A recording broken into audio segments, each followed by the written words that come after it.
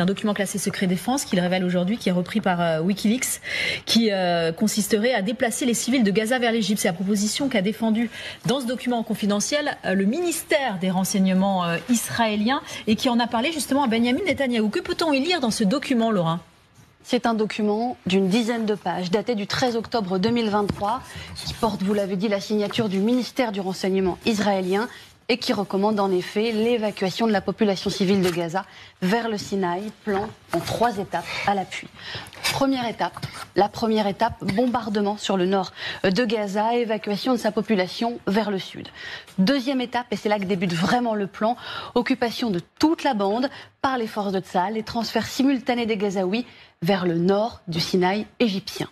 Troisième étape, enfin, pérennisation de ce transfert avec la création d'une zone stérile en Égypte et l'interdiction faite de retourner à Gaza. Je cite le document au sujet de cette interdiction. Le retour de la population vers des activités et résidences proches de la frontière avec Israël ne devrait pas être autorisé. Voilà pour le plan théorique. En pratique, le document prévoit d'abord l'installation de tentes dans la région du Nord Sinaï, puis la création d'une zone humanitaire et enfin la construction de vraies villes dans une zone dite de réinstallation.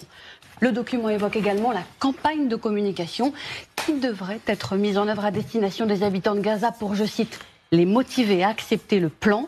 Il y est écrit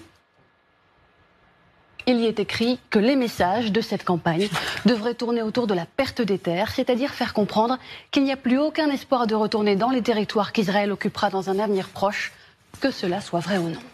Certes, alors, le plan semble complet, mais il a quand même peu de chances d'aboutir. Les auteurs du document le reconnaissent eux-mêmes. Cette option présente des défis en termes de légitimité internationale. Il prévoit donc aussi une campagne diplomatique à l'attention des Occidentaux afin de les convaincre du bien fondé de ce transfert. Leur argument étant le suivant, il y aura moins de victimes que si la population reste. Leur principal allié restant selon eux les États-Unis, notamment pour faire pression sur l'Égypte.